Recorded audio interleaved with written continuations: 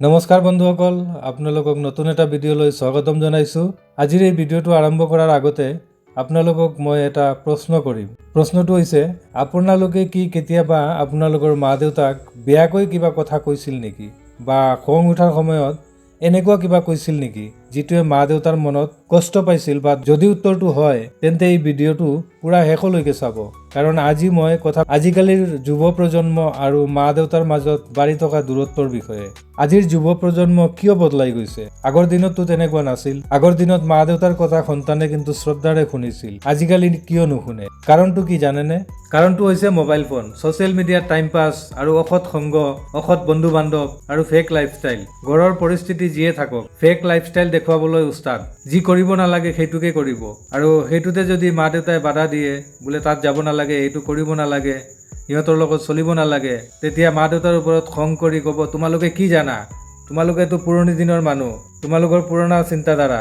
আজিৰ দিনত কেনেকৈ চলিব লাগে, কি কৰিব লাগে এইটো আমিহে জানো। তোমালোকে কি জানা? কি বুজি পোৱা? তোমালোকে এনেকুৱা দিন দেখা পাইছিলা নেকি? গতিকে মোক বাধা নিদিবা, মই এইটো কৰিমেই। কিন্তু সত্য কথাটো কি তোমালোকে জানানে? যি মানুহজনে তোমাক এই পৃথিৱীখনৰ আলো দেখুৱাইছে, তেওঁলোকে কিন্তু তোমাৰ জীৱনটো তোমাতকৈও বেছি বুজি পায়। গতিকে মা দেউতাক সন্মান কৰিবা, মা দেউতাৰ মনত কষ্ট নিদিবা। এই পৃথিৱীখনত ভগৱান সকলোৰে ঘৰত কিন্তু মা দেউতাৰ ৰূপতে আছে। মা দেউতাৰ সন্মান মানে ভগৱানক সন্মান কৰা। আৰু যিসকলে মা দেউতাৰ কথা নুশুনে, মা দেউতাৰ মনত কষ্ট দিয়ে, তেওঁলোকে কিন্তু জীৱনত কেতিয়াও সুখী হ'ব নোৱাৰে। তেওঁলোক জীৱনত দিশাহীন হয়, তেওঁলোকে জীৱনৰ দিশাটো হেৰুৱাই পেলায়, জীৱনত ভুল সিদ্ধান্ত লয় আৰু মানসিকভাৱে দুৰ্বল হৈ। আপুনি জানেনে আজিকালিৰ ল'ৰা ছোৱালীবোৰ ডিপ্ৰেশ্যনত যোৱাৰ কাৰণটো হৈছে মা দেউতাৰ আশীৰ্বাদ নথকা। আৰু আজিকালিৰ ল'ৰা ছোৱালীয়ে মা দেউতাক সন্মান নিদিয়ে, মা দেউতাৰ মনত কষ্ট দিয়ে, মা দেউতাৰ আশীৰ্বাদ ক'ৰ পৰা পাব? গতিকে আজিকালিৰ ল'ৰা ছোৱালীবোৰ বেছি ডিপ্ৰেশ্যনত যায়। তোমালোকক কৈছোঁ, মা দেউতাৰ আশীৰ্বাদ পাবলৈ চেষ্টা কৰিবা। মা দেউতাৰ আশীৰ্বাদ মানে হৈছে ঈশ্বৰৰ আশীৰ্বাদ। তোমালোকে কেতিয়াবা ভাবিছানে মা দেউতাৰ কষ্টৰ কথা? একবাৰ ভাবি চোৱাচোন। তুমি এই পৃথিৱীখনত যে আহিছা, তুমি কি এনেই আহি গৈছা নেকি? যি মায়ে তোমাক 10 মাহ 10 দিন গৰ্ভত ধাৰণ কৰিছিল, তেতিয়া সেই মায়ে কিমান কষ্ট কৰিছিল, আৰু যেতিয়া তোমাক জন্ম দিছিল কিমান কষ্ট পাইছিল। ইমানতেই শেষ নহয়, যেতিয়া তুমি সৰু আছিলা, তোমাৰ বাবে মায়ে কিমান ৰাতি শুৱা নাছিল,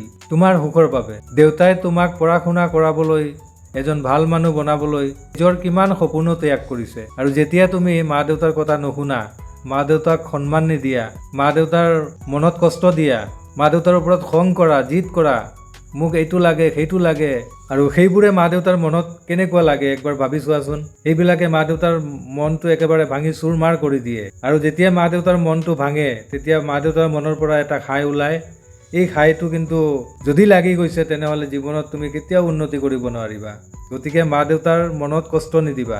এটা কথা মনত ৰাখিবা, মা দেউতা কেতিয়াও শত্ৰু নহয়। তেওঁলোকে তোমাৰ ক্ষতিটো নিবিচাৰে, তোমাৰ বেয়াটো নাভাবে। যি কয় যি কৰে তোমাৰ ভালৰ কাৰণেই কৰে। আৰু মা দেউতাৰ সন্মান কৰা বা নিজকে কেনেকৈ শুধাৰিবা, এইটোৱেই আটাইতকৈ ডাঙৰ গুৰুত্বপূৰ্ণ কথা। নিজকে শুধাৰিবলৈ বা নিজৰ জীৱন শ্ৰেষ্ঠ কৰিবলৈ হ'লে 5টা পদক্ষেপ লোৱা। 1 নম্বৰত, মা দেউতাই কিবা ক'লে যদি খং উঠিও যায়, তেনেহ'লে চুপ থাকা। মা দেউতাৰ লগত তৰ্ক নকৰিবা, লাগিলে অলপ টাইম আঁতৰি যাবা। আৰু 2 নম্বৰ হ'ল, মা দেউতাই যি কয় সেইটো পুৰা শুনিবা আৰু বুজিবলৈ চেষ্টা কৰিবা কিয় কৈ আছে। যিয়েনো কওক, তোমাৰ ভালৰ কাৰণেই ক'ব, গতিকে পুৰা শুনিবা আৰু বুজিবলৈ চেষ্টা কৰিবা। আৰু 3 নম্বৰ, নিজে নিজক তেওঁলোকৰ ঠাইত ৰাখি চাবা, তুমিওতো এদিন দেউতা হ'বা। 4 নম্বৰ হ'ল, ভুল হ'লে ক্ষমা বিচাৰিবা। যিমান ডাঙৰ ভুলেই হওক, মা দেউতাই কিন্তু সন্তানক ক্ষমা কৰেই। আৰু 5 নম্বৰ হ'ল, মা দেউতাক সময় দিয়া, মা দেউতাৰ লগত সময় কটোৱা, মা দেউতাক মন দিয়া, মা দেউতাৰ মন জয় কৰিবলৈ চেষ্টা কৰা। মা দেউতাৰ মন জয় কৰা মানে ঈশ্বৰৰ মন জয় কৰা। গতিকে মা দেউতাৰ লগত তৰ্ক বিবাদ নকৰিবা, মা দেউতাৰ মনত কষ্ট নিদিবা, মা দেউতাৰ কথা শুনিবা। মনত এইটোৱে ভাবিবা, মোৰ মা দেউতাই মোৰ আটাইতকৈ ডাঙৰ শক্তি। চোৱা, এদিন তোমাৰ হাতত টকা থাকিব, গাড়ী থাকিব, ঘৰ থাকিব, কিন্তু মা দেউতা নাথাকিব। সেই দিনটোত যদি মনত পৰে যে মই মোৰ মা দেউতাৰ মনত কিমান কষ্ট দিছিলোঁ, কিমান বেয়া ব্যৱহাৰ কৰিছিলোঁ, তেতিয়া কিন্তু কান্দিও লাভ নাই। গতিকে আজিয়েই মনৰ সিদ্ধান্ত লোৱা আৰু কোৱা, মই মোৰ মা দেউতাক সন্মান দিম, মই মোৰ মা দেউতাৰ কথা শুনিম। মই আকৌ কৈছোঁ, মা দেউতাৰ মনত দুখ নিদিবা, মা দেউতাক কষ্ট নিদিবা। মা দেউতাৰ আশীৰ্বাদ নাথাকিলে জীৱনত একোৱেই কৰিব নোৱাৰিবা। মা দেউতাৰ আশীৰ্বাদ নাথাকিলে জীৱনত সুখীও হ'ব নোৱাৰিবা। গতিকে আজিৰ পৰাই মা দেউতাৰ কথা শুনিবা আৰু কমেণ্টত লিখিবা কোনে কোনে মা দেউতাৰ কথা শুনা। আশা কৰোঁ ভিডিঅ'টো শুনি ভাল লাগিছে। ভাল লাগিলে লাইক, শ্বেয়াৰ, ছাবস্ক্ৰাইব কৰিবা। আৰু ভিডিঅ'টো চোৱাৰ বাবে ধন্যবাদ। আজিৰ ভিডিঅ'টো মই ইয়াতে সামৰিলোঁ। বেলেগ এটা ভিডিঅ'ত লগ পাম। বেলেগ এটা টপিকৰ সৈতে। তেতিয়ালৈকে সুখী থাকক, সুস্থ থাকক। জয় আই।